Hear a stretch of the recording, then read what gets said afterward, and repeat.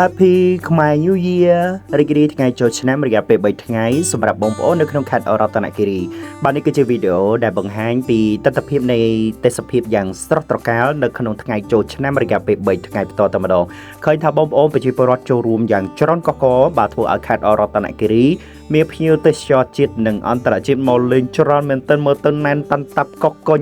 ដែលពោពេញទៅដោយនៅជាមួយនឹងភាពសប្បាយរីករាយជាពិសេសតំបន់ត្រជាក់នឹងតែម្ដងណាសម្បីតែបងសមត្ថកិច្ចក៏ដូចគ្នាដែរគឺគាត់មានការគ្រប់គ្រងទៅលើស្ថានភាពជាក់ស្ដែងហើយមានការលេងប៉ាតម្សៅបាញ់ទឹកបាទមានជាមួយនឹងការលេងល្បែងប្រជាប្រិយមានបោះអង្គញ់ចៅឈូងទីងព្រាត់បាទមានលក្ខកន្សែងអូនិយាយពីថាច្រើនមែនតើធ្វើឲ្យតាក់ទងទៅលើរបាំចូលឆ្នាំខ្មែរយើងលក្ខណៈមួយថាលេចធ្លោឆ្នាំនេះនៅមានវីដេអូជាច្រើនទៀតនៅក្នុងការបដោះជូនត្រខាងបងប្អូនប៉ុន្តែលក្ខណៈបញ្ចូលសម្លេងនេះណាបងប្អូនជឿជាក់ថាខាងពុកម៉ែបងប្អូនទាំងអស់មានរូបភាពនៅក្នុងនេះចូលទៅ comment ឲ្យ admin ម្នាក់មួយផងណាអរគុណនិយាយពីថាទេសភាពកន្លែងណាក៏ឃើញថាបងប្អូនប្រជាពលរដ្ឋយើងគាត់មានភាពសប្បាយរីករាយធ្វើឲ្យអារម្មណ៍របស់គាត់លក្ខណៈមួយថា relax តែម្ដងណាបើចូលឆ្នាំនេះខេត្តរតនគិរីសប្បាយខ្លាំងបងប្អូនគាត់លេងបាញ់ទឹកផងបែរហើយឃើញថាកន្លែងថតរូបច្រើននេះចឹងណានៅក្នុងខេត្តបើមើលទៅគឺថាអ៊ូអមែនតែនឡើងកោះកុញបាទទេសភាពក៏ស្អាតចឹង admin ចាំការទៀតមិនបដិទ្ធយករូបភាពស្អាតចែកជូនត្រខាបងប្អូននៅក្នុងការទស្សនាបាទឃើញ comment ម្នាក់មួយណាចូលទៅ subscribe channel បាទម្នាក់មួយផងដើម្បីទទួលបាននូវវីដេអូថ្មីបាទសម្រាប់នៅក្នុងការបដោះជូនជាពិសេស upload សឹងថាគ្រប់វីដេអូណាបាទបងស្ទីលច្រើនមែនតើ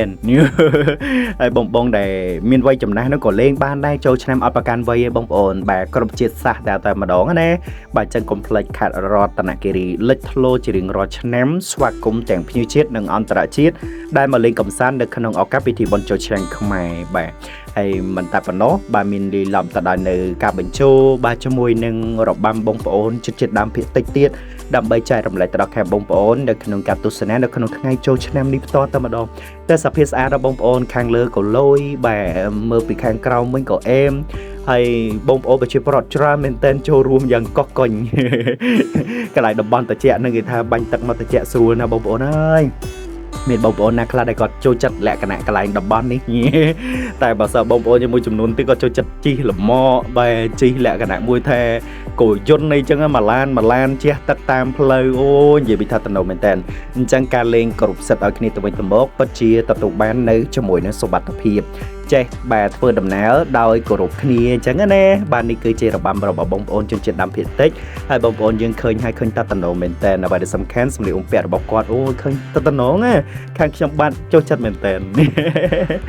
អរគុណបាទលេងទឹកទាំងអស់គ្នាជាមួយនឹង admin បាទហើយបានជួប admin នៅក្រៅណារាក់តាក់ផងមក